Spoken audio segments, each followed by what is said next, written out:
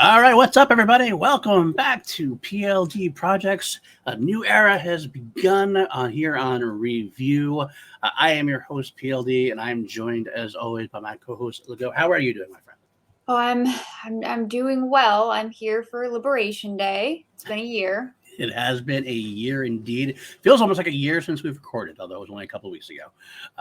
But what a difference a year, or in this case, as far as filming goes, a difference of a couple months can make in a show. It's a very different animal at this point already. It's amazing how quickly it changed.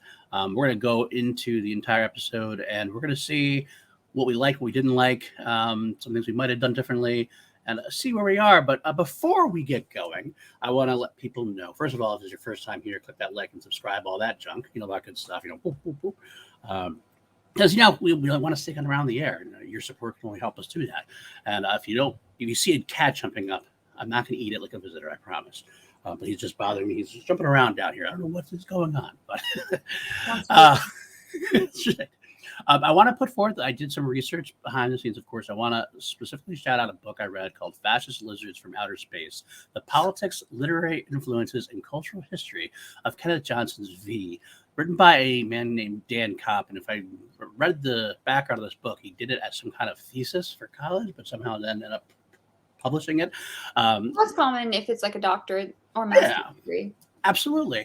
And I don't know if I'm not going to comment on the book itself, but it does have some cool interviews, or at least collect some interviews with some people behind the scenes that I had never seen before. So it was interesting to kind of like track the development of the weekly series. First off, if you listen to my interview with Kenneth Johnson, the first episode of Review, Kenneth Johnson, of course, is the writer creator of the original V. He made a deal with Warner Brothers and NBC to do a weekly series eventually, but he wanted to do the miniseries first, a sequel miniseries called The Final Battle. There was creative differences right from the get-go. They wanted him off and wanted him concentrated on the weekly series. He didn't want that. They parted ways, and I think he suffered for that. And as you know, also, The Final Battle, we actually went through that, and we could see exactly the differences. We still appreciated The Final Battle, had a good time with The Final Battle, but it definitely, you saw the pathway away from the socio-economic commentary and things that was kind of at the heart of the original miniseries.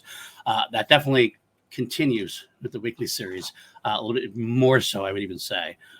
But part of the issue is I still have a soft spot for this in my heart because I watched this as a kid. I didn't understand necessarily. I wasn't necessarily here for the commentary at that point. I was here for the pew-pew. And I was here for the what's Diana going to eat today, and how is Donovan going to look? Donovan Ham going to look cool? And that's what I was here for, pretty much. Absolutely. But I read from this book some interesting commentary that made me see what exactly happened behind the scenes and why there was some issues. And I'm actually going to continue this throughout the weekly series because he kind of went through a little bit as we go on. And there's a couple of breaks in the series that you could actually tell when stuff happened, especially in the middle of the series. I can tell you right now, there's 1 or 2 episodes right in the middle where this is a big shift, and you can tell it's going to, let's put it this way, the shark has jumped, so to speak, and we are just limping towards the end at that point, unfortunately. But, so as we note, there you go. Yes, look, that's a great mug of Jumping the Shark. I appreciate that. That's a visual aid provided. Thank you so much. Kenneth Johnson was actually approached after the Final Battle to go back to the series, and he kind of scoffed at the notion already. He said, and I quote, "There was too much water under the bridge. It just didn't seem like the right thing to do. It's frustrating because it could have been a show with enormous impact, depth, and substance, a real examination of the way power can corrupt or raise someone to a heroic status." It went on to say that his original vision of V as we go would have continued as a series of 2-hour made-for-TV films, kind of like his original miniseries, and it would have continued to espouse, obviously, themes of prejudice, power, systematic oppression that defined the original miniseries. Eventually, at one point, it's kind of cool to know the humans were going to overthrow the visitors, and we would have seen like Nuremberg-like trials of alien collaborators. I'm guessing is a lot more in-depth than what we got in Liberation Day, as the brief touched on that. And the visitors who were left behind to integrate would have actually been, it would have been kind of a shift in power, and they would have been the ones who were prejudiced against, much like Alien Nation, which Kenneth Johnson did a few years later. Now, did you ever see Alien Nation? No, I did not. Okay. It's a fun concept. It was a movie that was made, I believe, in 1987, not by Kenneth Johnson, but Kenneth Johnson took the TV series, and basically what you just heard was kind of like the concept of what was going on. So he really just took his V and made it into Alienation, which was successful, and he actually did it in a similar process. He eventually, I believe it was a weekly series at one point, but they actually started doing like 2-hour movies. They had like 5 or 6 2-hour movies throughout the 90s. It was really pretty successful. So it's almost like a what if it could have been kind of thing. But without Kenneth Johnson in tow, they had to find new showrunners and new producers. And this was helmed by Daniel Blatt, who was best known for being the producer of Cujo, and a friend of yours and mine, Robert Singer from Supernatural, Yes. as well as many other I shows. noticed that. Very much younger Robert Singer, of course. And the series did air from October 26, 1984 to March 22nd of 1985. It ran 19 episodes, and one of them did not air the first time through because they were in the 8 o'clock p.m. time frame. This was deemed, episode 3 was deemed to be too much violence, I guess, for that time frame. When the series would rerun in the spring, they went to the 9 o'clock slot, and NBC just kind of threw it in there. So they kind of got a bonus episode out. Of course, the interesting part about that, which we'll find out, is that it made for a introduction of a character happened twice, but we'll get there. That's here or there yet. But in the spring of 1984, Garner Simmons, who was at the Warner Brothers, and Scott Sealer, who was the VP of development, went to NBC to suggest producing V. Warner stated they would need at least $1.3 million per episode, which is a hefty sum for that time frame. NBC countered at $850,000 per episode. So they tried to make it work at $850,000 per episode. They figured they can get away with a lot. They had mothership sets, they had costumes, they had props that they can kind of cannibalize from the miniseries. They're hoping to use that. And they approached Garner Simmons to be kind of like the head producer and writer. And he hadn't had much sci-fi experience. He was doing a drama, I believe, called The Yellow Rose. But he took the miniseries and Final Battle, watched it over a course of a weekend, and his kids loved it. So he said, okay, I'll do it. Of course, the little sci-fi experience pretty much shows, I feel, right away. I feel the series kind of veers away from the sci-fi more into a dynasty drama or Dallas drama, soap opera with laser guns. What? Are you telling me there's going to be like a random twin coming in the middle of this show or something? There might be. There's also very much a cat fight happening every episode between the two leaders. Oh, it's a lot of fun. I'll tell you, it's a lot of fun. Although I will say off the top of my head, I do believe there is a lot that could have done well. Like you could see what could have worked potentially. Unfortunately, it's the execution that does not make it work. The first episode has the groundwork for some pretty deep conversations. Yeah, I remember actually, we're going to get into the first episode. I actually, at the end of the day, I thought this was not a bad pilot for the weekly series. A lot that I liked. Some I didn't, but overall, it was still moving in the right direction as far as I'm concerned, is what they had to do. So they had a tremendous time constraints, obviously, because in May, it was the Final Battle appearing, and they only assembled the writer team in May, and they had to premiere on October 24th. So they had to write the scripts and shoot it and do special effects, at least before. Like they tried to do the first 5 scripts first, the first 5 episodes. The idea taking the production to about mid-December, where they'd have a brief hiatus and hopefully get what's called the back 9. At least back in the day, NBC, like the studios would they'd produce like 13 episodes or so, and then if it was successful enough, they'd order the back half of the series, usually another 13 episodes. In these cases, ended up being only like 8 or 9 at that point. Sealer also reasoned that one of the reasons they could get away with the bare budget, if they could get away with the bare budget, if they shifted the concept of V a little bit, and they wanted to do more of like they have an LA resistance, which would be taking the fight to the streets of LA. So less standing sets. They could shoot on location, which would save them some budgetary concerns. And again, like I said, they cannibalized some stuff from the miniseries. Unfortunately, when the scripts were written, Paul Monash was who wrote the first episode, had set the tone and wrote the script establishing Elizabeth and her Jedi powers, we come to know, and they were being a big deal right from the get-go. Now, the second episode, written by Stephen D'Souza, was written with a little budget restraint as a big action piece and came at budget-wise at $2.2 million. So he was writing way out of his league, way out of his concept. He tried to rewrite the episode and actually rewrote the first episode to try to make it worse, and it didn't come in any less of the budgetary concerns. NBC got pissed, and basically Singer and Blatt they fired D'Souza, and they talked to Garner Simmons, who's in charge, and basically said they had one chance of salvaging the series. The series is about to be canceled right then and there. Like, we weren't going to get any of it. And basically what happened is Garner Simmons had to rewrite the first 2 episodes on his own in a weekend, pitch them back to NBC to get their okay. He basically wrote the first 2 episodes and set up the whole series in a weekend, and they passed NBC's muster enough. At that point, he was able to hire a couple more writers to try to go from the idea itself. Paul Monash was actually a good guy, I guess, from what I've gathered, and the first script was kind of reconstructed. The reconstructed script by Garner Simmons did follow a lot of what Paul Monash had originally written for this first episode, Liberation Day, that we got. So the basic idea is they had limited time, limited people involved. They didn't really have an idea of where they wanted to go because they didn't have time to really develop a Bible of what they wanted to do. It was a lot of kind of like, okay, use the stuff in the streets, use what we got, and cut down the budget. That was the main concern at this point. And we have people who didn't really know sci-fi as much either, so that kind of hurt as well. But that's where we are leading into the first episode. It only got worse from there, but I'll detail that as we go on further. The one last thing I will lend to the day is that Michael Ironside has a quote in the book. I actually didn't write it down, unfortunately, but Michael Ironside was quoted as saying they were kind of a show with the special effects and the action budget that they had should have been a 9 or 10 day shoot for an episode, and they had to shoot everything in like 7 days. So they had less time to shoot. They had special effects that they were just kind of throwing together in the last minute. And it's why you're going to find a lot of special effects are not quite as good or rushed or not really up to snuff. And one of the main things you're going to see, I mentioned this before in our show, is that you're going to see a lot less laser blasts because they were $1,000 per laser blast. That's why the Resistance all of a sudden went back to using human guns and weapons. They're basically remaining for the series, except for special times and considerations. So that's where we are when we get into Liberation Day. Now, before we go through the actual story, what was your first thoughts at the end of the episode? Did you like it? Where were you on it compared to Final Battle? And are you psyched to see where it goes from here? What are your thoughts?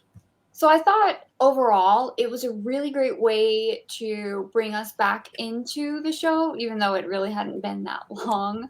Right. And it picks up where it left off and then really quickly beelines it to a year later. And we get to see where the characters are and what characters we're predominantly going to be focusing on. Right. And it establishes what the show is ultimately going to be about for the most part. Yeah. I agree with that. I think it does it pretty well. Okay. All right, good.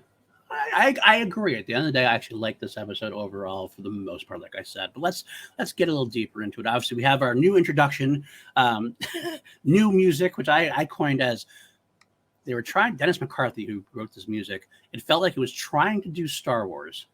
The main theme actually felt like a Star Wars riff, but 80s TV style and with synths instead of an orchestra. The main melody is dun dun dun dun dun. Instead of that's a Star Wars dun dun. I thought that was the same one that was used in Battle. It was similar. It was similar overall, but they kind of heavily took that side and went Star Warsian with it. That's the way I felt anyway. I wrote it down.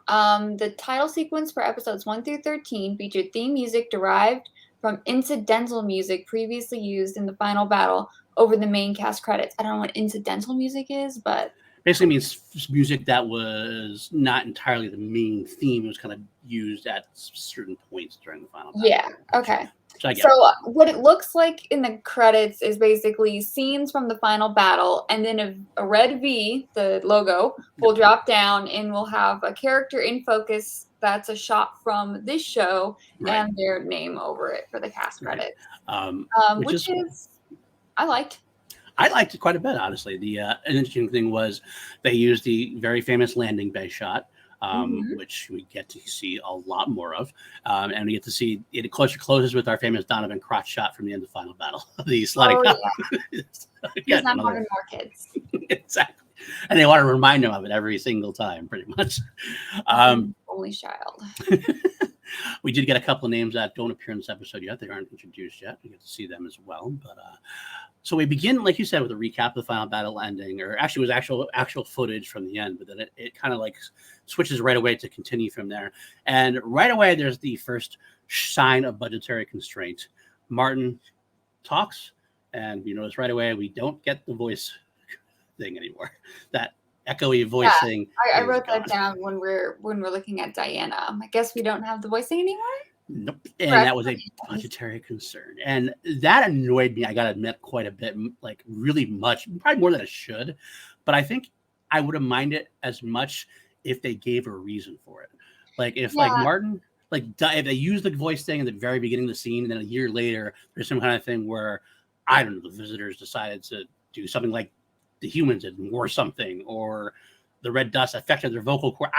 They had some kind of at least say something about it, because it's kind of like, well, okay, so you're not even gonna comment on it, just gone. So I had a similar thing, but a little different. Why are they still wearing the human-looking makeup? That's a good point too. Like everyone knows they're lizards now. Why would you not just be your lizard self? Well, that's actually part of the thing, because now without the voice, you can get away with it. Because if you start talking, you sound human, so they're not going to know you're human, so they don't get prejudiced. Well, I understand why right? if any visitors are like undercover, but Right. like Martin and Willie, right. Well, you're lizard. But they might be prejudiced against anyway. People don't understand the concept of fifth column. They just know that they're aliens from outer space at this point. So I just want to blend in and avoid the argument. Okay. Maybe. Okay. Actually, I have a better question. I'm just going to jump forward here real quick, and then we'll go back. I have a better question. Why does Martin choose to be the assistant to Donovan instead of helping Julie and Science Frontiers out and trying to finish out? Like Science Frontiers and Julie Parrish are trying to break down and figure out the secrets of the mothership. I think Martin would be very helpful there. Martin was Julie's or Diana's right-hand lizard, right clawed lizard. Right. You know what I'm saying? So anything she would know, he was privy to. So when the whole premise of the show, they should have just grabbed Martin. Yeah, he's right there. They actually talk about it, and he's right there. Well, we'll talk about it when we get to Science Frontiers. Actually, yeah, they kind of okay. So Martin, the budgetary is there. The voice is gone. Diana is flying away, and Donovan, of course, being Captain America, rushes right to it. He's going to take care of it. Flies after, and my question here, and I know the answer. I know the out of story answer, but the in story answer: where is Diana going? Like, yeah. The ships are going that way. Why is she back on Earth? Like, shouldn't she be in space? I'm assuming the fighters can't go long distance. I guess, but the motherships aren't that far away yet. I would think he would try to at least contact them and stuff. They're like they just left not too long ago. And like they should at least be like close enough that she doesn't want to go to the place where there's red dust all over that she knows is poison to her. Of course, the out of story reason is again budgetary concerns, and we get to reuse the same Skyfighter. Yeah, that was a reused shot, and it was very I call it Star Trek acting, where it's like there's a shake, and it's really just the actors doing this kind of thing. And it wouldn't be that bad if it wasn't like obvious at times, like the way they did it. In fact, one of the reused shots was from the original miniseries, and it was the one where they were at the camp and Julie was firing the gun, and Donovan came in with like the beat up Skyfighter to save the day, so to speak. They used that shot, and none of the Skyfighters that are walking, Donovan's Skyfighter is not beat up at that point in our story. So it just kind of was like this really bad, like, okay, all right, so you don't have the money to do this. You're cutting budgetaries, you're going to cut Skyfighter fights, and this is not the first time. Well, it's also like with everything you said and the show, I feel like there were just easy creative fixes that they just didn't do out of the sake of, like, I don't know, tradition. Like, how much does it cost to shoot a miniature? I don't know. Is it a time thing? Is that part of what it was? Is it a time cut thing? Maybe. I feel like even if they were going to reuse footage, they could have done it in a smarter way. Yes. It just felt like so blatant at times. If you want to use more I would say use more internal shots at that point, even if it is Star Trek shaky acting. At least like you're sitting there, you can see him focusing and everything else, and cut down on the external stuff because that's what you're going to get caught at. But I don't know. Either way, it happens. Diana crashes after Donovan shoots her down. And we get these either, I don't know if they're hunters or resistance fighters, just guys walking around with shotguns. As guys do in California. Right. I did not, in my entire, like, over decade and a half time in California, I never saw a gun. Fair enough. I kind of, in my head, go, okay, maybe they're actually two resistance fighters who were, because the resistance fight battle happened all over the world. Maybe they're a little bit north or something from LA, and they're a different part of the world, and they were doing their own resistance thing. And the battle was over, and they're walking back by themselves. I don't know. It kind of loses its luster, but that's how I rationalize it in my mind. We do get a good fight between Donovan and Diana. We get the quick reminder that the visitors are stronger because, Mark Singer versus Jane Ballard it seemed like it'd be an actual good contest, not because of Diana's strength as a lizard or anything else. I actually really loved the fight. Yeah. Because when he lands, I'm like, oh, are we actually going to get to see them fight? I've been watching a lot of Italian horror lately, and I feel like a lot of directors, particularly in the 80s, just ignore the fact that if something's coming at your face, you're gonna flinch. Doesn't matter who you are. Doesn't matter what you're doing. If you see something at your face, you're gonna flinch. You're gonna look away. You're gonna cover your face. If it's slow, they'll have a woman standing for straight on screen, 30 seconds, standing and screaming while a slow zombie approaches. Girl, you could have walked away. Seeing someone actually like tackle someone and someone fight back, it was refreshing. And she does fight back. She gets some good things going. It almost felt like she was going to spit. Him. Yeah. It was like a growl thing. I got scared at that point.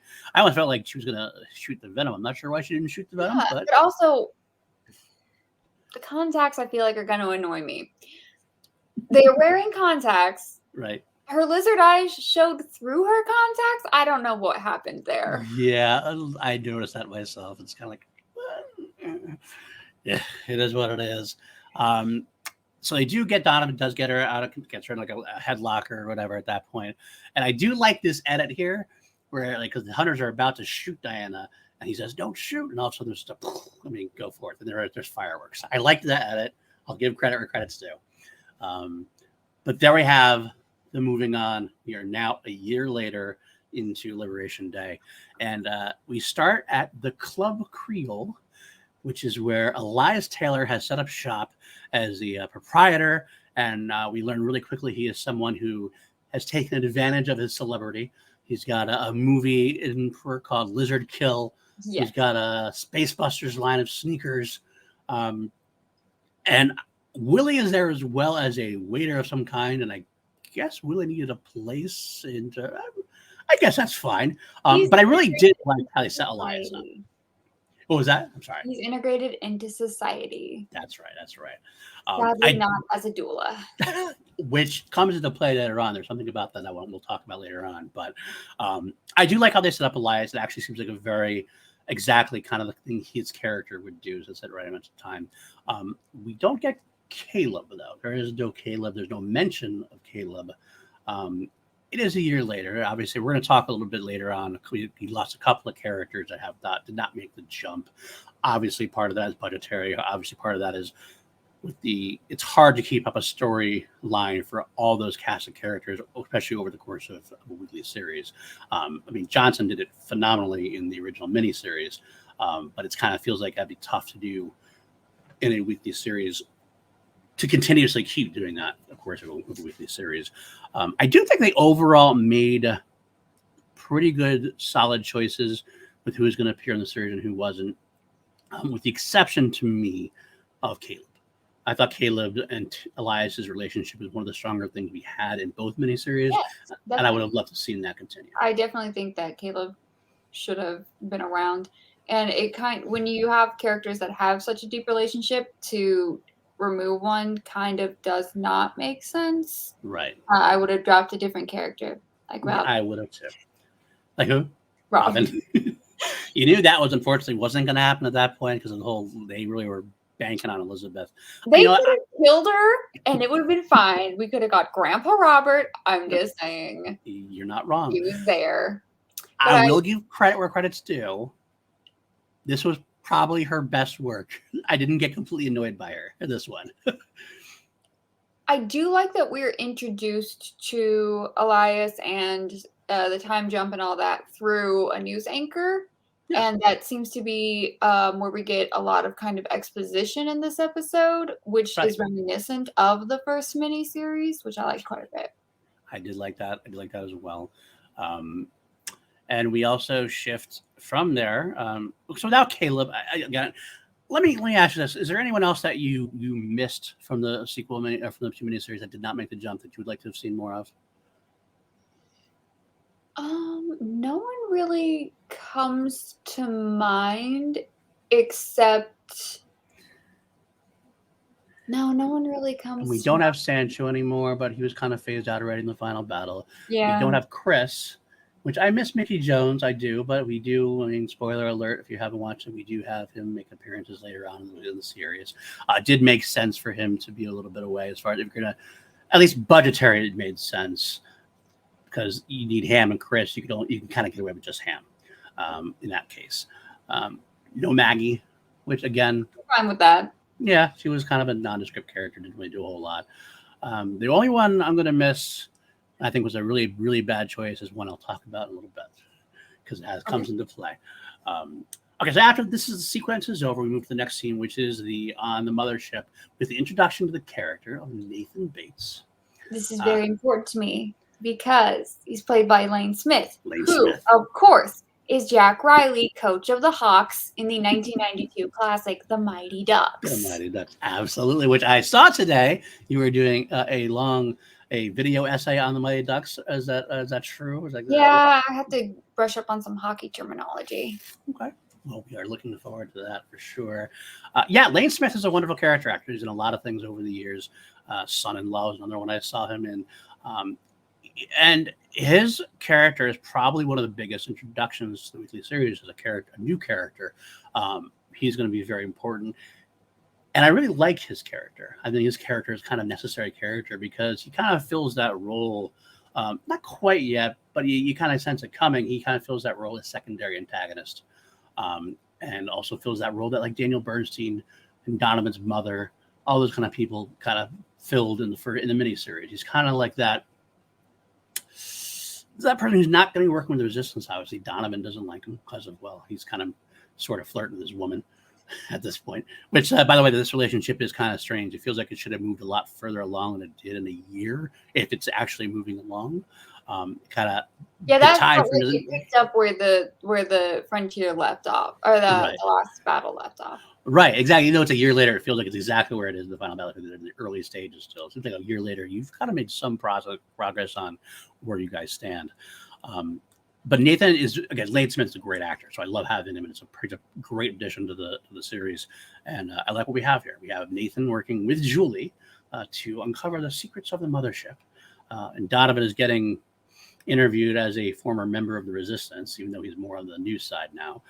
And Martin is his assistant, which we did touch base on. Poor Martin. So I wanted to mention this. So we do learn that Julie, apparently in that year, and this might be why their relationship didn't advance, apparently is officially a doctor now, not just a medical student. Yep. So I don't know, what does she know about technology? That's a great question. That is a wonderful He's a medical question. doctor. It's fine. I'm not mad at it. I am mad at it. She did have a little background of a research scientist in the original series, but not medical. I think the first part had some research scientist stuff going on, but still, as far as technology goes, yeah, it's not technology though. I don't know. Yeah. Where's our computer genius? They need to bring back Dick Miller from the dead and have him do this. That would be great. You know who would have been great in that role, actually, also, is Martin. I feel like Martin would have helped out quite Martin a bit. knows all the, what do you want to know? I'll just tell you. Because I know. Because At least he knows a lot more than they do. Even if he didn't know everything, Yeah. even though Diana kept some secrets, or whatever. Because I know Martin's not a scientist, obviously, but he's a feel like frontline the officer. writers were like, we need to do this, and then someone said, hey, but what about Martin? And then someone, oh, I forgot about him. Oh shit! So now we know what happened to him in the last end of this episode. And so they push him off on Martin because he wants to be with his friend Donovan, who, by the way, I am jumping forward one scene, but it kind of as a follow-up, we'll go back to the Robin scene, which was the interjection of this.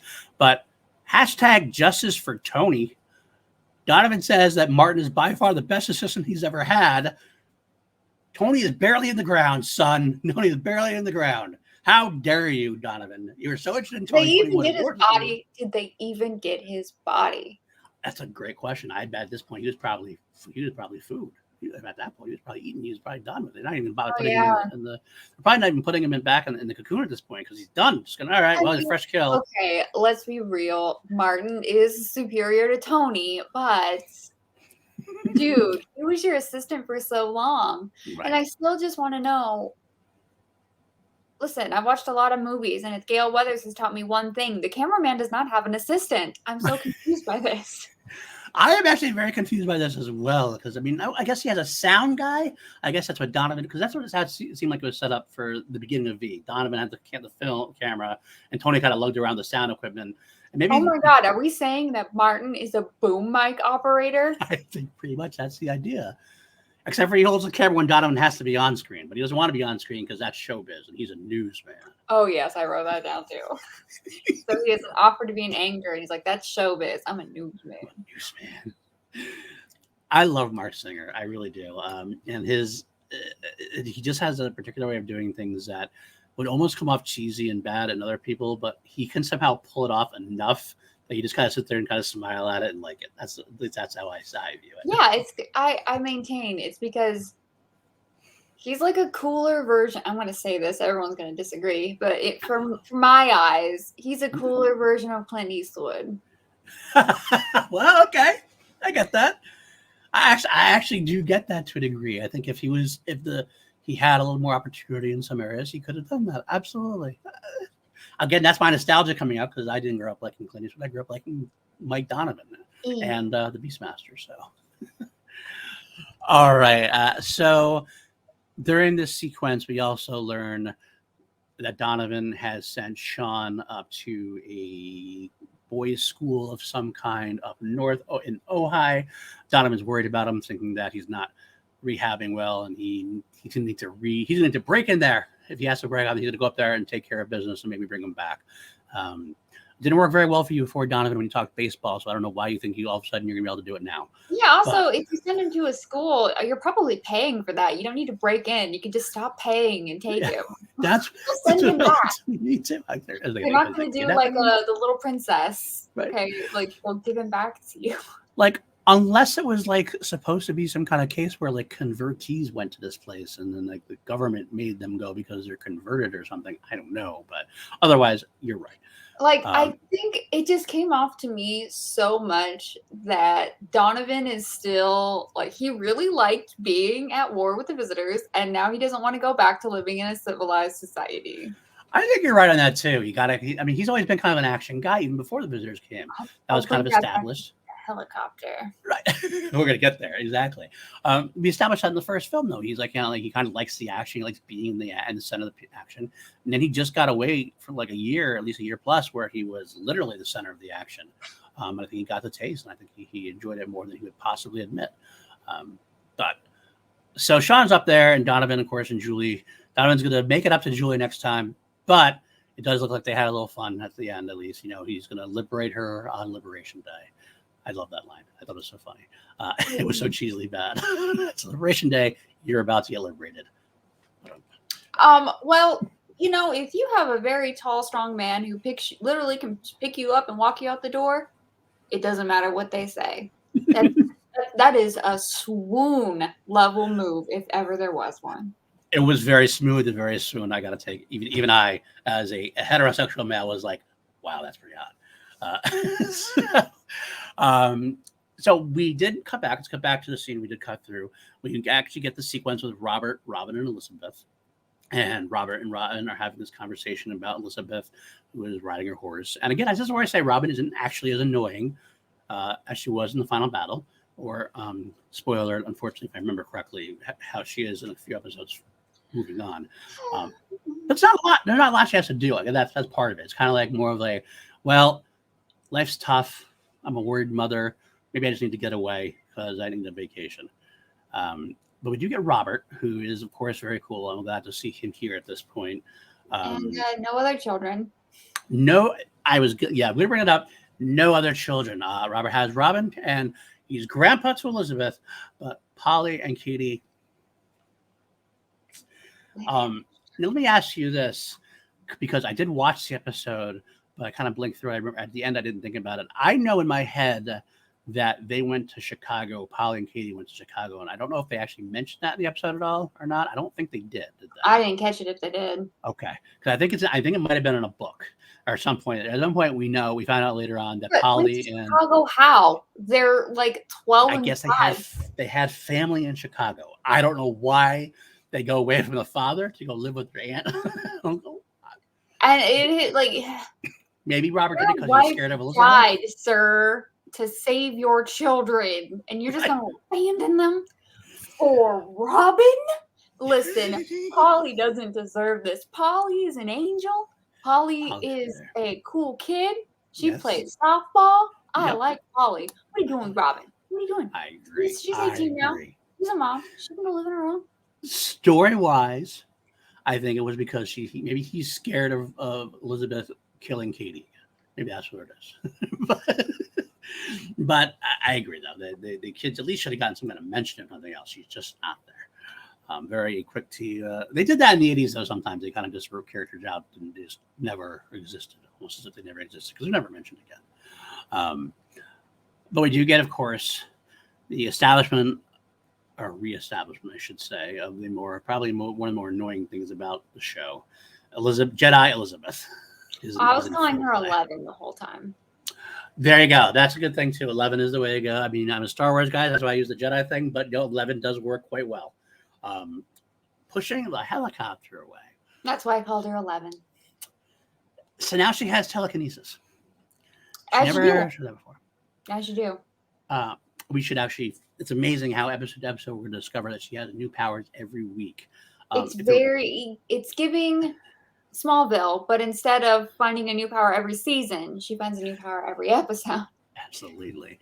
And I will say that even though the term has been bastardized in recent years by some people and factions of fans, if there ever was a term for Mary Sue, it is Elizabeth.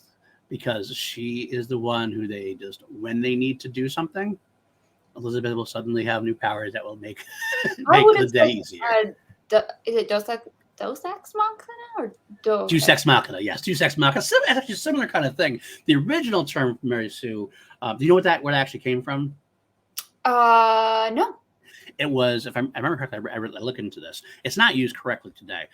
Back in the day, there was a kid who wrote, I don't know how old the person was. They wrote a fan fiction for Star Trek, and they had the main character was a 15-year-old Vulcan, and basically it was supposed to be almost like for the author a self-representation of her in Star Trek, and she saved everybody on the Enterprise and did only things that only she could do. It was that kind of thing. Everything she could fix everything. The other Enterprise people couldn't fix it. So we kind of became this term as Mary Sue was someone who an author wanted to put in, who they loved so much that would always find the way to save the day or fix whatever needs to be wrong, and no one else would be able to do it. It would only be her every time. Yeah, it's characters like that I find very boring. It's very, very difficult to write a character like that. Like Clark Kent, for instance, is one that's done, not always, but typically done pretty well, because Superman is so powerful, but he does have faults. He's a flawed person, but his faults aren't, I'm crying because I don't know if I can do it. Right. Like his faults are, he's kind of a spaz. Mm-hmm. Some of his faults are that his moral choices. He's so moral that he can't ever stray from his moral code, which sometimes gets him into trouble as well. But Elizabeth, though, is definitely more of the earlier side of things. So But that's But also the she is a year old, so maybe we're being too hard on her. maybe I'm more harsh on the writer than the character itself at this Oh, point. 100%. It's Julie Cook is the actress who plays the teenage version. Jennifer Cook. Yes. Jennifer Cook. Yes. Yeah, I We'll don't drag have later on, like okay, I do kind of have some eyes at Blair Tefkin, but Jennifer Cook, she's fine. Like she's just doing what the writers gave her. Absolutely. I actually, as the actress, I think Jenny Beck plays the young Elizabeth, and Jennifer Cook plays the older Elizabeth. And I do think, as we come to find out, I do think both actresses are fine. I have no problem with how they act. It's definitely more what they are given. Blair Tefkin, yes, I have some issues with how she acts. Of course, Jennifer Cook, us horror fans know even more so from Friday the 13th, Part 6, Jason Lives, of course. The best one. Yeah. Might be. It's definitely in my top couple. I'm not sure it's my favorite, but I have a soft spot for New Blood. That's one I really grew up yes, with. Tina. There should have. Okay, I love Tommy Jarvis, but our 3-story arc should have been Tina. Yeah, absolutely. I thought it was brilliant. I think we should have gotten more from her. Absolutely. But so somewhere around there. So, but definitely 6 is in that top tier level of Friday the 13th for me. I mean, just for the Alice Cooper alone. Oh yeah. And Scream does not exist without Friday the 13th 6. Let's be honest. For the meta side of things, so to speak. But we'll get into Friday the 13th in a different podcast. I think we should. That'd be a fun one we should do because we love that. But all right. So we have the introduction to Rob and Robert and Elizabeth at that point, and then we go back, jumping forward again. Now the next sequence we get is the reintroduction of Ham Tyler. So yes, thank hallelujah, Michael Ironside's still here. That was the one that I think had to happen, even though if you're looking at it from a side of who went into the weekly series and didn't know who was going to come back or not, I would have been worried that they would have cut Ham.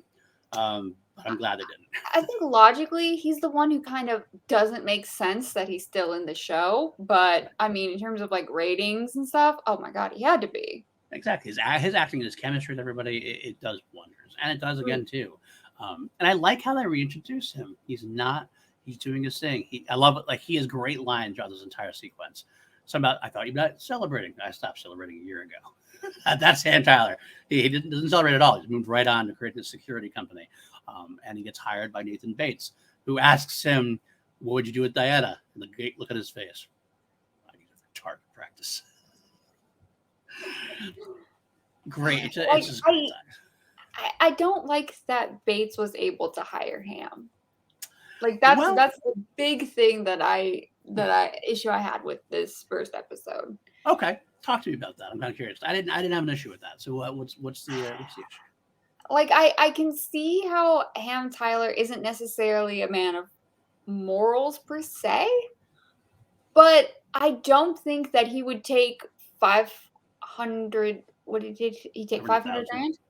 Yeah, and let Diana live, and he didn't really have great reinforcements to ensure that she would stay trapped. Like that seems like a very poor job, and I just don't think he would do. He would want to have her killed, and he would more likely abduct Martin. Yeah, you're not wrong there. I will say I didn't mind that because he does have there's that throwaway line that he's going to give Bates what he wants, and after Bates uses her to his full advantage, then he would get her and take her and kill her. And also, it's just Nathan Bates is just kind of assuming that they weren't lying about having the cure for cancer and all that stuff. Like I would assume they were not telling the truth. Yeah, that's a good point. I actually wondered that myself. I always wondered that since that episode, whether they actually did have a cure for cancer or whether it was just a load of nonsense. I have to assume that they showcased, I mean, they have obviously advanced technology.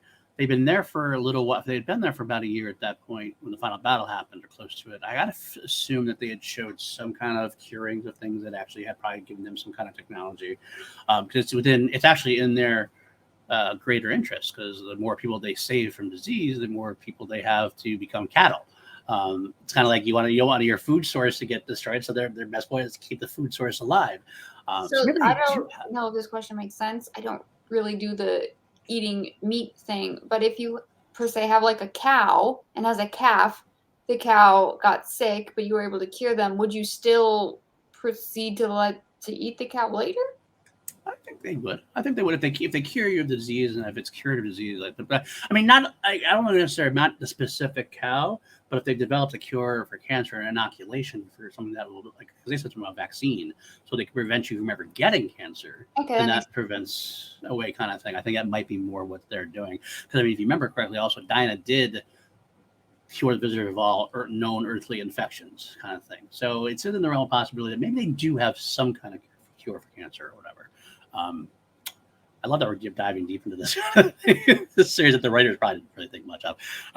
But yes, baseball, absolutely. in terms of like deep dive, if you look at like Ham and Bates, particularly Bates, so we learned that he produced the red dust, which I will Right. only ever refer to as red velvet cake mix. And he also went on to create the anecdote for the visitors who remain to take, which they have to take one every 12 hours. Right, which we learned. Okay, and Martin kind of mentions that it's a racket. Like, Yes. and I do think there is a conversation, particularly regarding him, in terms of uh, capital, like capitalism, privatization of industry over Mhm. like government run, and like what kind of regulatory bodies oversee private businesses, and is there any kind of regulatory body if private businesses are able to pay off the government and stuff like that, Right. regarding a lot of the stuff that Bates is doing and will do in future episodes that I don't necessarily know they dive into, but definitely is there in terms of thematics. It definitely strikes a chord of getting to talk about it if you're watching as an audience member.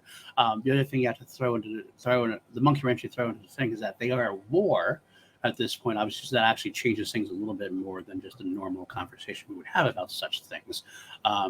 Especially as we move forward, it does make sense. It actually I thought it was a cool concept to bring into play because Julie and the Resistance were such a small operation. How did they develop that much red velvet cake mix and antidotes for the whole world? It makes sense thinking about like you don't think about during the final battle too much. You just kind of okay, it's a plot point. But when you introduce that, so she obviously got it. Obviously, she got Science Frontiers or a friend at Science Frontiers who were able to do that kind of mass delivery, mass production of it, or whatever. So I'm glad we get that here. The fact that Bates is in charge of it makes it a little bit more interesting, of course. But also, that's how Julie got in touch with Bates and why Julie's working with Bates. That kind of smooths that road just a little bit as well.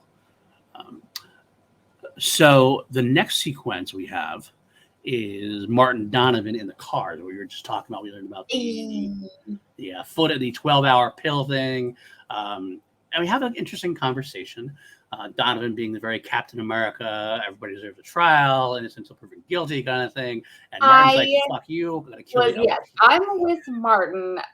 Donovan is so wrong. The precautionary principle is a fucking fallacy, and I will stand by that to the day I die. And secondly, probably more importantly, we know she's guilty. Right. There's no if. They make mention of sometimes they're like her, oh, I was looking forward to my day in court and she's declaring herself innocent. It's like, what are you talking about? I mean, really, it's kind of a Leopold and Loeb situation. It's not a matter of if they did it. It's a matter of can the lawyer convince the jury not to give her the death penalty. That's that trial. Well, it is, in a way, we mentioned before, the Nuremberg trial during the Nazis on trial after World War II. It's kind of similar broadcast. It's actually just as much as a way to be cathartic amongst the people, to showcase this, to show that justice is being done. But not to Martin, who says, on his planet, it'd be very swift and Diana would get what's coming to her. But as writing-wise, story-wise, it's actually a great setup for what's going to happen, obviously. Yes, I absolutely love when we see Diana coming in with this gas mask and being led to court, and there is a zoo out. That gas mask could not contain her hair. I thought that was very funny. I did too. And I thought it was really interesting that the journalist reporting compared it to the Nuremberg trials, and it's one of those moments that I, being from the era I am, who was not alive in that era, like, I was not really ever alive in an era that was pre the OJ trial. Right. Menendez brothers trials, right? Right. The cops who beat Rodney King trial. So Right. like for me, trials being these big public things have always been a thing, but Right. that didn't exist until like the 90s. Right. So you can really tell that this is very, very pre that. Right. Absolutely. It is a good sequence, so we kind of know something is coming, obviously, because we know Bates wants Diana, and Bates is saying him after Diana, kind of. So we know something's going on there. She does get shot, and it's a big assassination scare. It's a pretty good sequence overall. We do get Donovan and Martin there, and this is, of course, where you brought it up. He's going to chase the ambulance after the ambulance drives away with Diana, and Donovan's about to chase her, and he sees a car accident. Obviously, we know later on it's probably set up to keep people from following them. But of course, Donovan doing, again, Mark Singer doing these things. He gets there and he just throws his keys in the air and catches them. I just know these little physical things he does because they make me smile. It's just kind of these weird, unique things he does. I don't know why I like him so much, but it always makes me smile. And then he notices the KDHB helicopter. And go ahead, take it away, because I know you want to talk about this. So this man steals this helicopter, and can I just say that's not how anything works. Airspace is so heavily regulated, and probably would be so much so now that we have aliens who could fly. They would have been shot down. What are you talking about? Especially since Diana, the world's most extreme criminal, just got away. You think they wouldn't be flying out with other helicopters and other planes looking for this? That's ridiculous. And also so illegal. Like, you think stealing a car is illegal? This is Grand Theft Auto. Do you know how much a helicopter costs? I don't, because that's not a price tag I'm ever going to be able to understand. That's ridiculous. And what's worse is Martin even says, how much time do you think he's going to get for this? He's like 2 years or a Pulitzer. He even acknowledges this is illegal. So I guess, you hypocrite Donovan, it's only guilty until proven innocent. If it's not you, you privileged mother. I mean, at least it is the company he works for, so he's doing on the job. So I think maybe in his mind he's like he's he wants to say, I'm taking the helicopter in pursuit of the story of the century, the story that you're going to want to know. So he's hoping he can talk his way out of it afterwards. You still Although have cleared airspace. At the same time, KDHB News, the guy is right there. If you work for KDBH News, wouldn't you ask the guy? Because I bet you the guy, if you could talk to that guy and go, look, I have this, let's follow Diana. Let's follow her in that. He might have done it for you. Yeah. I would have loved that. But no, it's got to be Donovan and Martin. He just flies his way through. Luckily, it ends up not meaning much. So we actually don't know what would have happened because of what happens eventually along the line, but we'll get there. We get this nice little, Donovan and Martin now are chasing the ambulance. We see them find the ambulance and they enter an underpass. The ambulance does not go out the other side. A truck goes out the opposite way. And Donovan, obviously being the detective that he is at this point, obviously he's got some great detecting skills. I'm not sure where he got them from. I mean, that makes sense. Yeah, I guess that's true. He figures out that Diana's ambulance is most likely in the back of this truck, and he decides to follow the truck. Good. I like this idea that the tension is brought up at this point. It's a nice little intriguing bit of development. So I'm kind of curious where it is going at this point. I try to watch this without like knowing anything. Even though I've seen it before, I try to watch this like if this is my first time, what I'm thinking about it. And I did like this as a plot point. So after this, we can go back to the ranch, seeing Robert watching this in the news, and Elizabeth scratches her skin, and it starts like coming off like she's a visitor. Kind of creepy, and actually some okay special effects on this one. I actually like the special effects on this one comparatively. I just wrote they did a bladder effect. Yeah, I liked it. It was a nice bladder effect. The bladder effect comes more later on when Julie comes over. The first one just kind of gets scratched off. It looks good. It looks solid enough. Yeah, she's got like lizard skin. It looks kind of gooey. Yeah, not green, which is the interesting way to do it. They chose not to do the green thing, which obviously makes sense because you don't want them to think that'd be a step too far in the alien direction. Robert decides to call Julie. I mean, I guess that makes enough sense. Well, she's a medical doctor. She's a medical doctor. Who apparently knows everything about everything. Of course, he was the catch-all scientist. This is where the doula could have been called at this point, I think. Willie must know something about this. Because they're at least friendly with Willie at this point. You got to figure that he knows Elias at this point. A year later, Elias did make the broadcast. If any of my friends need anything, you know where to find me. And Willie was right there mugging it up on screen in the camera. So Robert could have honestly, I feel like Willie would have just been Robin's nursemaid. Yeah, I would think at that point you should have been. At that point. A nanny for on speed dial. On speed dial. Speed dial probably wasn't a thing at that point, but it would have been the first person you call. This is happening at age 1. What is going on? But I digress. Julia's not a bad option, absolutely. So Julia comes over, and as we know, has no idea what's going on. Has no idea, and she said, "It's like I don't know." I think that's where the bladder effect comes in. The arm is completely torn up at this point. And I like the actress Jenny Beck does. Little Elizabeth kind of just like looks down at it, like looks at them like, what's going on? What's going on here? And they're doing their best to kind of like pretend like nothing's wrong. I think that's pretty standard. Yeah, absolutely. It's the way to do it. But then they go out to the living room or whatever, and they kind of have it out. And Robert's a little mad because, Julie doesn't know everything like he usually knows everything. But then, of course, she leaves. Elizabeth leaves on her horse. And that's the interesting way there. We're going to get into that towards the end of the episode. Let's move on to the sequence now. We have Bates and Diana and Ham are in this little shack somewhere. Diana's the now girl in the bubble to prevent the red dust from getting in at this point. I like this conversation here with Bates and with Diana and with Ham. It's a nice little tete. Lane Smith is good with whoever he's in, whatever scene he's with, and he elevates every conversation. That's why him and Michael Ironside had a great back and forth. Him and Shane Battle have a great back and forth. I love Lane Smith, and I think he does a great job throughout the entire series, always elevating the scene. I feel the tension there. I like his idea that he's just going to keep him. He's a cruel, vindictive man. He's just going to keep her there. Not that Diana deserves anything. He's going to use her as much as he can and then get rid of her. But this setup is interesting because it is Ham, and I don't know why Ham doesn't stick around, but Ham leaves his kind of less than stellar. This is where Chris should have been at this point. Chris wouldn't have been as lackadaisical. Yeah, this is a really terrible setup they have. Yeah. I mean, that man seems like he's got a lot of money. He definitely had options. Yeah, and that's the one thing I wasn't sure. Was Ham in charge of security, or was Ham just in charge of getting Diana, and these guys were Science Frontier guys, or Science Frontier security? We don't really know. It's not really kind of made clear.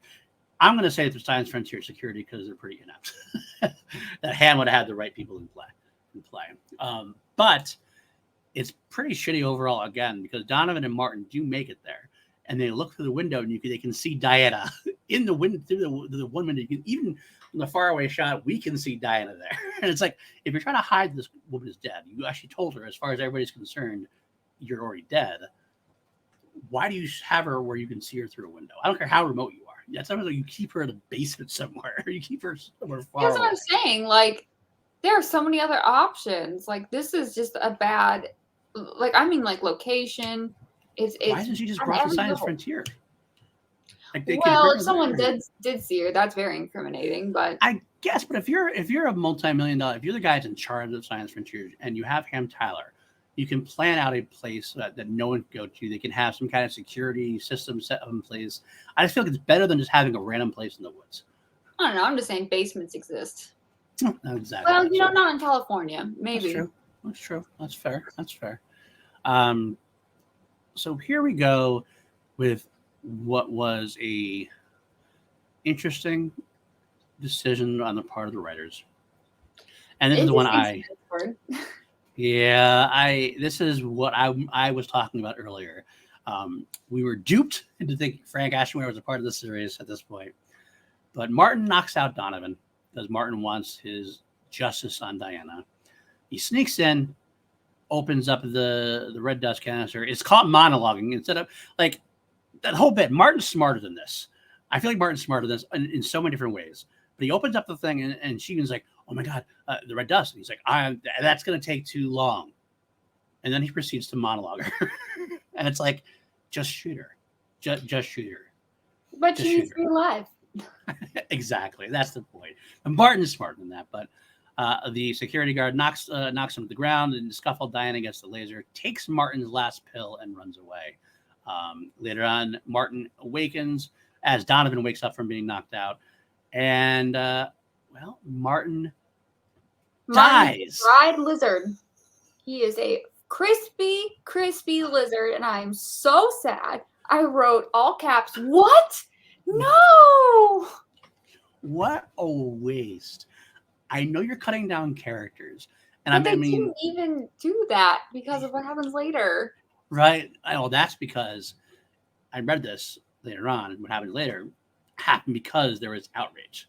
Like fans got so pissed off they decided to bring him back because of that.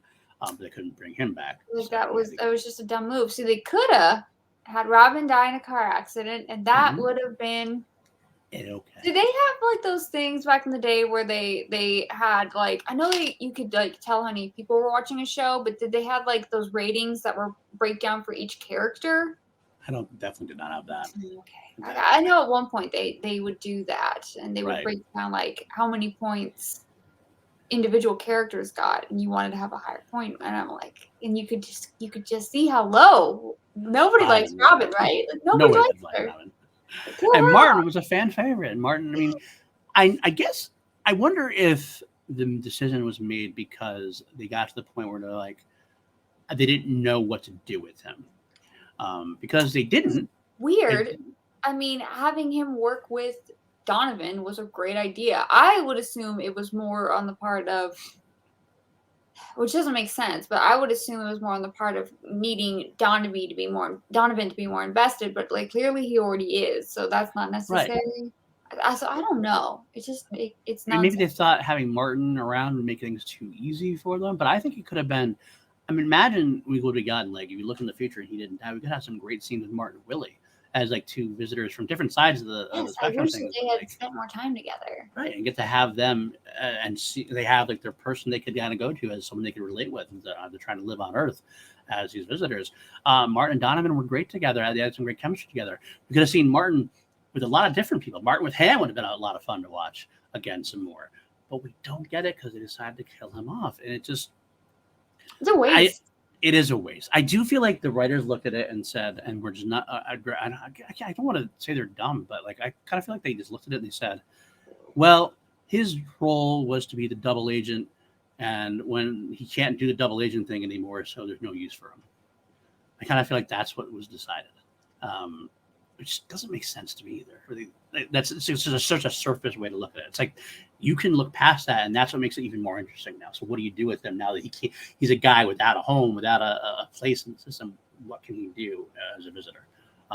But unfortunately, it is what it is. It does set Donovan on a killing spree, kind of espousing his own moral code, and he's gonna kill Diana for I also wanted to note, and I feel this is very important, Justice for Tony, but it's very dangerous to be Donovan's assistant. He's 0 for 2. That's true. 0 for 2. And it's only, I mean, it's been a maximum of 2 years at this point. That is absolutely very true. Good point. Very good. Dropping like flies. Yeah, I drove my whole note section was death of Martin, stupid. But okay. So he leaves, she leaves. Donovan is going to go chase her down, try to figure out what's going on. Meanwhile, we jump to Diana being picked up by a redneck. Obviously, we skipped a scene somewhere along the way because all of a sudden Diana has a car that's broken down and she's wearing human clothes. Yeah, I wrote that down too. And I think that's the first time we see her in like human clothes. Yep. So I figure there must have been a deleted scene somewhere because otherwise they didn't, unless the writers just said, people will figure out that she was getting. Yeah, she ran away. I guess she learned to drive while she was on Earth. I guess so. I mean, she's a scientist, so she's smart. Maybe she could fly the Skyfighter. If Donovan can learn to fly a Skyfighter after doing human stuff, I'm sure that Diana could pick up the. Maybe she's a road with the guy. So now I'm imagining that those spiders are basically just like cars. So like, key in, shift, accelerator. Yeah. Accelerator. That's all it is. The thing is, actually, you look at the Skyfighter, you don't really see how they can go like this. Again, it's only kind of up or down. They don't know where the. I don't know. Do they have the wheel? I don't think they have a wheel. The Skyfighter. I don't think they do. Oh, If I you look never at noticed. Now I'm gonna have to look. look and see. Maybe they have something on the other side that we never see. Maybe there's like a second lever that goes left and right over here on the other side. I don't know. But it always looks like it's just I get would up or down imagine kind that of thing. I just imagined that it looked like similar to an airplane. Maybe it's like a touch handle. We don't know. Like all you do is like kind of do one of these things where they just move their hand a little bit and like Yeah. it senses to go that way. Maybe. Or there's dials, and that'll cause tilting. So you can just turn a dial, and then it levels things off. That could be the way it is. Either way, Dinah's smart enough, so her learning to drive a car is not any more unbelievable than, say, Michael Myers learning to drive a car, so I'll let it go. Halloween. TLD, you know I have feelings about that. I do. I might have just poked the bear on that. We'll do that on a Halloween podcast. That movie. So Dinah gets picked up by this redneck, and I don't know about this whole thing is kind of like I don't know. It's kind of funny. I guess he gets his. It felt very realistic, and I just wrote honestly, good for her. Yeah, exactly. He's a misogynist who gets his due. He gets exactly what he does. So that's kind of good, I guess. Overall. Listen, I've watched a lot of horror movies and just regular movies, and what they have taught me is that if you're a woman and you've broken down, you can always get a ride with a pervert. There's a lot of them out there. Absolutely. We cut back to Ham and Bates, and this is a much more Ham Tyler scene at this point. Ham quits. Of course, Bates is like, I guess, I guess I'm due a refund. And of course, Ham's like, I'll tell you what you could do with your money, but that would be rude. I love that line. And I love that Bates asks, how will I know you found her? And he replies, I'll let you live. I'll let you live. It's the way Michael Ironside speaks, Right. too. It's the way how he bites off his dialogue. It's yes, but also he just has that voice. It's such an intense, just naturally deep, kind of grizzly intimidating voice. Absolutely. He was, I don't want to be mean, but like he was just born to play a bad guy.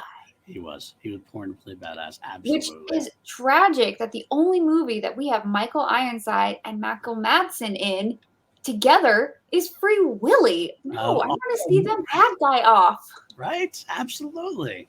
It is funny. We do get Ham. Tyler gets his own appearance later on in a Total Recall. Because pretty much that's exactly the same character. Even down to the dress choice. His costume choice is And it's exactly kind of the same. standard 80s, 90s garb. Yeah, it's true. It's true. But I like that. And then the one bad part, not bad part about it, is that Bates calls out this other guy who we are going to learn. I'll tell you his name. We learn I think next episode is Roller, and just says that guy is a problem. No, he's history. And I'm like, all I had it written down here is this schmuck is the guy supposed to take out Ham Tyler. No, I'm sorry. That's not very. He's the opposite of what you just said as far as intimidating goes. You know who would have been better? Michael Madsen. Mm-hmm. I would see that would have been a credible threat. I'm all with you on that. This guy, he feels like he's like a host of a game show or a car salesman. He's like supposed to take out Ham Tyler. Yeah, it does not inspire. All right. Okay, we go back to Elizabeth getting off her horse, and she's no Indiana Jones, and she is not scared of snakes. Okay, I also write why there have to be snakes. I don't know. I think maybe it's an Indiana Jones thing. They're trying to throw that in there. It's popular at the time, of course. Temple of Doom has come out at this point. But yeah, Liz just walks and the snakes kind of go away from her. It's kind of a cool visual. There are a lot of snakes in California, though, in like kind of those areas, but not that many. That's a lot. There's a lot of snakes. I mean, don't snakes live under the ground? I don't know. I'm not. They travel with other snakes too. Like I thought snakes. I assume that they are attracted to her. Cocoon pheromones. I don't know. Maybe that's what it is. But they split when she walks by, though. They kind of part like the Red Sea. But it's interesting either way. I'm okay with that. I'm going to jump forward a bit. We do get to see this cocoon. Yes, Elizabeth is in a cocoon, and that's where Robert and Julie find her. I wrote down, though, it's not just a cocoon. It's a light bright cocoon. As you get all these kind of flashing lights. Yeah, I'm not sure where they're coming from. Why is she a glowworm? That's a great one. It looks like a glowworm, actually. You're not wrong. Not wrong. So that's yeah. And And then that's they like a have lot of a lot red and more. greens. Yeah, they have a lot more bladder effects going on Yes. in there too. And she's screaming, which I don't know if that makes sense, but I'll go with it, I guess. Yeah, I'll go with it. It's of the unknown enough that you can get away with it because obviously we don't know what a hybrid human alien visitor would do, so maybe that's normal for them. I do like to get the Julie medical doctor saying, we can't do anything. The process has to run its course because we don't know it can be damaged. You can die if we stop this process. But so that's where we go. We actually don't get any end for this. It actually gets to continue on to the next episode. So we jump back to Donovan, who is still using the helicopter. Yeah. That's the thing I wrote down. Like, I was more upset about that one. Like, the first one I kind of was like, it's not, I don't like it, but whatever. I wrote off whatever. At this point, the helicopter's got to be reported stolen. They got to have like some kind of GPS on it. Even at that point, they have some kind of where it is. And he's still just like flying around, no problem, looking for Diana with his map. Mm-hmm. Come on now. Yeah, like and this man had the audacity to park it, land it, and then take it back up in the air the next day. This man has no fear of any kind of repercussions of the law. Other people breaking the law, that's bad. Me breaking the law, that's fine. I see you, Donovan. I'm doing it for the right reasons. He's doing it. That's what he thinks. He's doing it for the right reasons. He has the resistance. He's got righteous justice on his mind. So we do. One thing I do want to bring back real quick, the cocoon part. I did write down. I forgot to mention it. The horror strings that become prevalent during the series. They have the psycho strings that start playing every time that happens. Actually, they come back into play for future episodes. It's a stock music piece they decided to use. It's not the exact psycho string, but it's that kind of like. Oh, is it the Reanimator one? I have to think. I've watched Reanimator in a while. I have to look. It might be. I'll have to look into that. So we go to the Southwest tracking station, which is where everybody figures out that's where Diana's going because it's close to where she's been being hidden. And the Southwest tracking station is where Diana can send out a signal to the fleet to bring them back. Nobody really talks about the fact that this fleet shouldn't be coming back because of the red dust, but we're going to go, okay, so she's trying to get out of there. Okay. Did you love the size of the computers in that? Oh, well, those were just computers because I wrote servers ? I don't know exactly what they are, but they look like almost like the 60s computers, right? They're huge going on at this point. Maybe they are servers too. Stuff, yeah. But Donovan breaks in, and we finally get Donovan and Ham meeting together, which is fun. I love their camaraderie always in the final battle, so getting them back together was great. Donovan tackles him down, and what does Ham go with a smile? You're improving, Gooder. The best part though is their conversation about what's going on. Ham completely lies through his teeth because he doesn't want to admit that he was involved in anything. But I love when Donovan is like, I think you know why I'm here after Diana, and Ham has this smirk on his face. He's like, Diana's dead. Like inflating it out, and he just kind of smiles with it, like the whole thing. It's so greatly Michael Ironside, and I couldn't help it. This is one of my favorite Michael Ironside moments in the series, the serious aspect of it, at least. Man, at that point, if I'm just saying, if I was Donovan, I'd have hit him again. I was all like, motherfucker. Let's see. So we have them go into different server rooms looking for Diana. He finds the right one. They start. Donovan, by the way, did you notice? I think I mentioned this earlier, and I don't know if you actually did it. Did you watch Donovan when he has a gun in his hand, what he does with his hands? Oh, no. It's not the same thing every time, but whenever Donovan is walking with a gun in his hand, he always has his hand doing something. It's no matter what it is, he can't just like walk around like this or walk around like this. He's always got his hand doing something. It's one of those Mark Singer quirks that I love watching. I don't know. He overacts more when he has a gun in his hand than he does right any other time. And something about the gun. When he gets a gun in his hand, it's like overacting 101 at this point. I feel like I relate to it more now because I'm the human epitome of I don't know what to do with my hands. Yeah, I don't necessarily mind it. I just, for some reason, I notice it all the time now. It's just one of those things. It's those quirks. Anyway, Dinah shoots at them. She discovers them. They have a little standoff. Back in her visitor uniform with her hair down. I don't know why that bothered me, but it did. And also, why does she always have flawless makeup? I'm fine. It's fine. That is answered by saying it's the 1980s. Other than that, I can't help you. I could. That one didn't bother me though, because I think she'd want to get dressed back in her uniform so that when the ship comes to get her, they'll recognize her in uniform. They'll come and grab her and go away. Maybe that's okay. That makes sense. You know, where did she have it? Well, she was carrying. If you notice that she's carrying something when she broke into Southwest Station, she took out the gun from it looked like something red. So I assume she was carrying her uniform at that point. That's what I think. So we have the fight, the standoff. Her clock runs out. Her watch beeps, meaning that the red dust. That was something that was bothering me more than it should. Okay. Do those pills somehow magically stop working immediately at the 12-hour mark? Do all of these aliens have the exact same metabolism rate, that their bodies all work the exact same way like clockwork?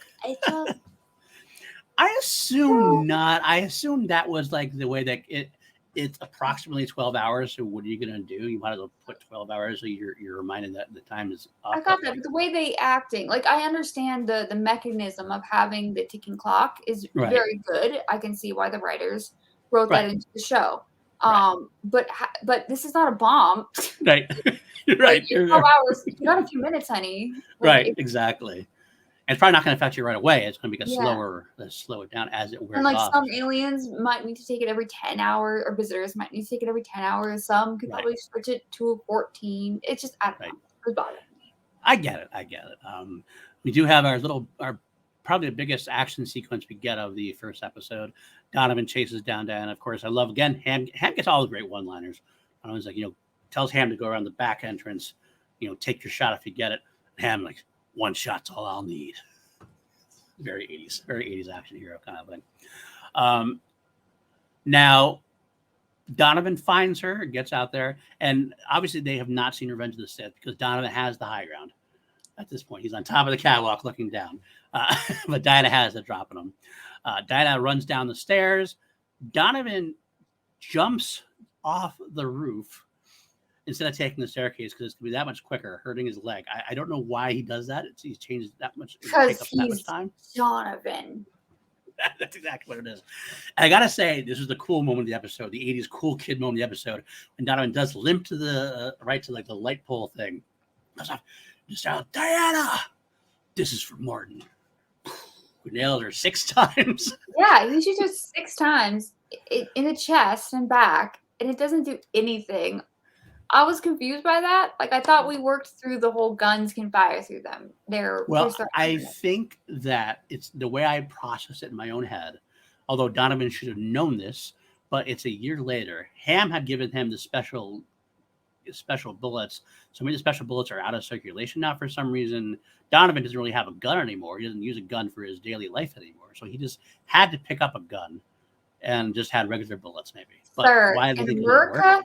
I don't believe this. Yeah. That is a fallacious, illogical argument. I have to do it. I don't know. You're not wrong. You're not wrong. That's almost as bad as Halloween Kills with the baseball bat. Not quite, but almost. Just don't poke that bear either. Hey, man. You brought up Michael earlier. You did it to yourself. You owe me. Diana, now, once again, Diana dies tonight. There you go. Diana dies tonight.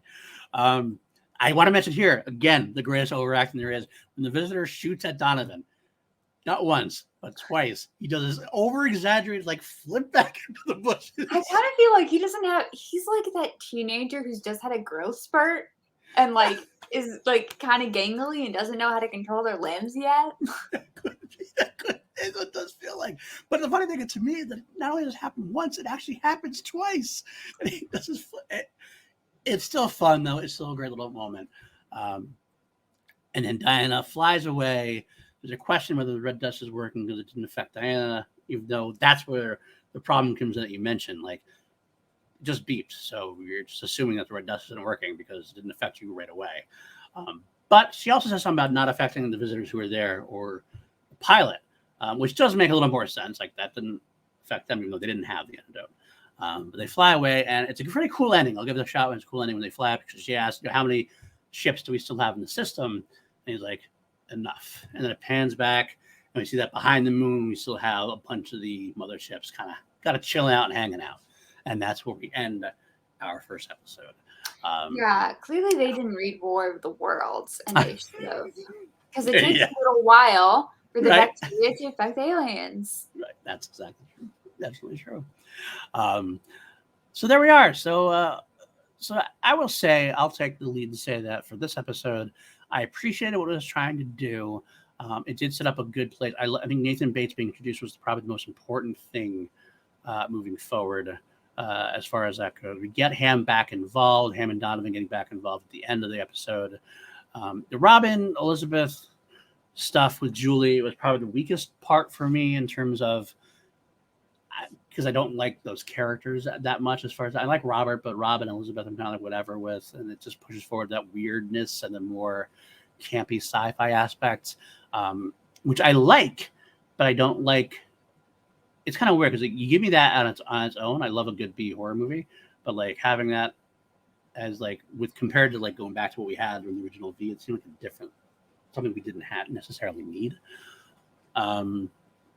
But everything else was kind of good. Ham and Donovan was pretty good. Martin dying sucked, but the Diana part of it was good. Overall, solid, decent opening, setting up to where we're going to go. What are your thoughts after now we've broken it down? I think they have a lot of good ideas. I know, having seen it many years ago, not really remembering it, but I don't feel like they had a great execution overall going forward.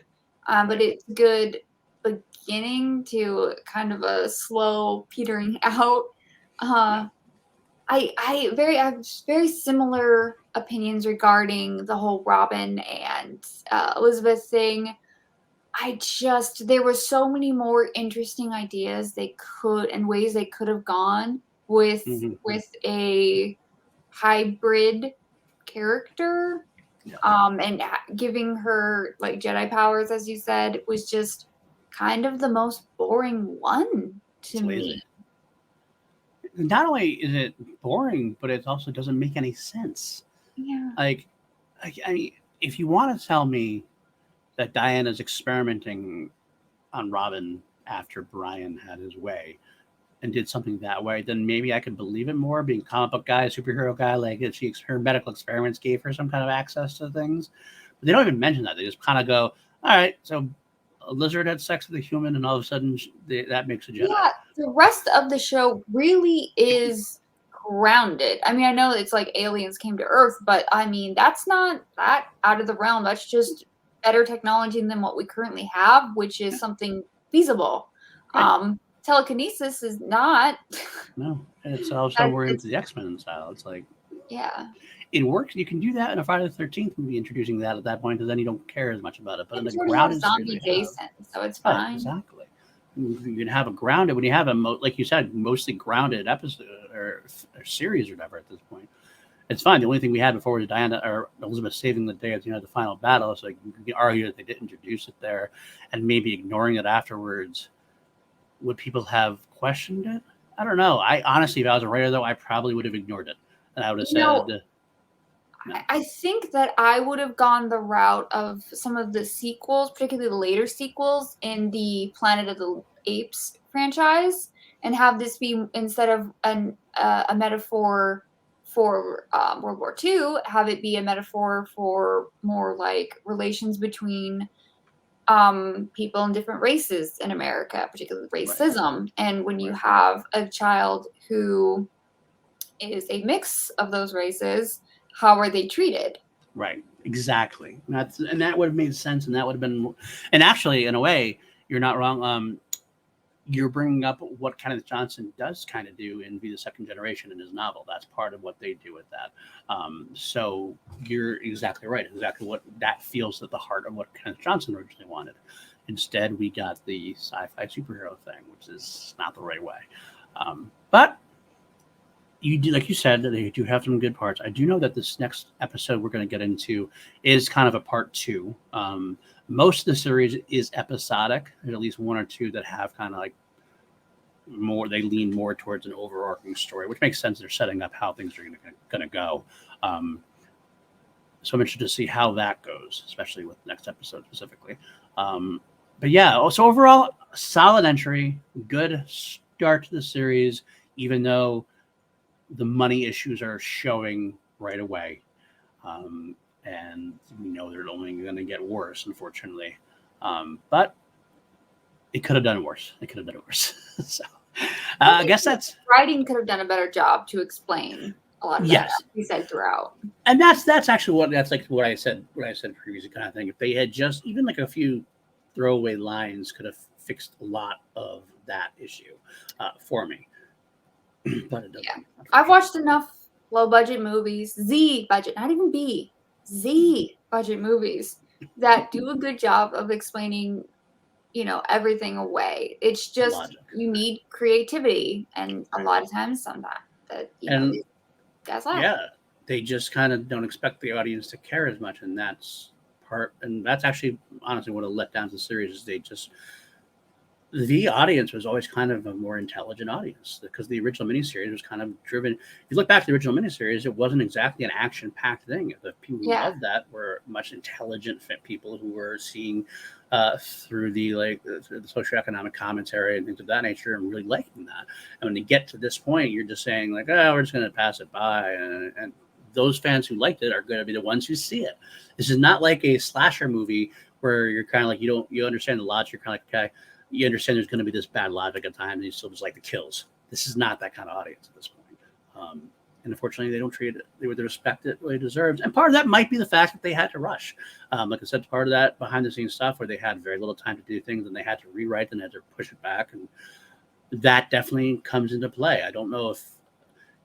I wonder if they could have taken some more time and maybe debuted it in the next year, like 1985. I know they wanted to strike while the iron was hot.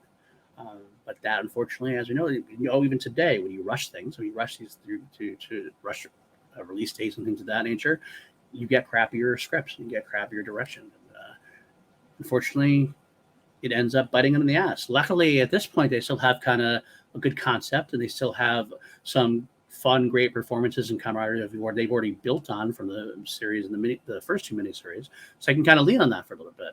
At some point, though, that kind of does eventually peter out, and it started weighing more heavily and doesn't eventually. It can't carry the weight because it's too much water goes underneath that bridge, so to speak. So, all right, I guess that will be the end of this episode. I think we pretty much went through pretty deep.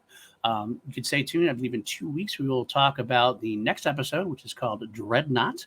And spoiler alert, there is a death of another character that's coming up soon that I remember from this episode. And it's a moment that's going to be tough on us, but it is what it is. Unfortunately, we'll get into it further 2 weeks from now.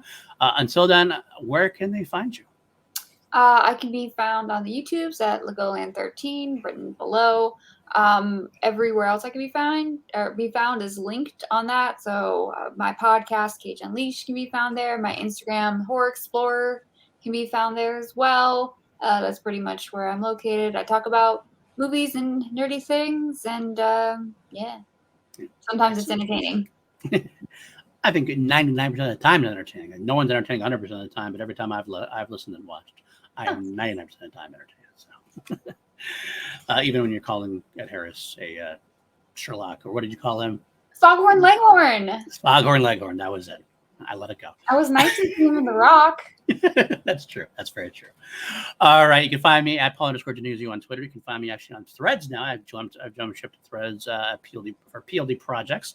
Appreciate that new home. That should be a lot of fun for social media anyway. You find me all over this channel, PLD projects. We got a bunch of stuff coming out.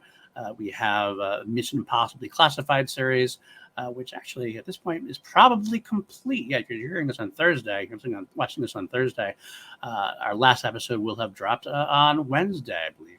So yeah, that's that's just finished up. We finished up all the Mission Impossible series with me and Matty Gunner.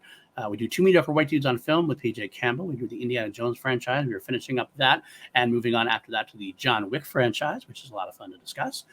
We do Holy Snokes every week, a Star Wars podcast with myself and Matty Gunner. I do Crown Jewels with my Queen podcast. I'm going through every song in the Queen catalog and solo catalog one by one.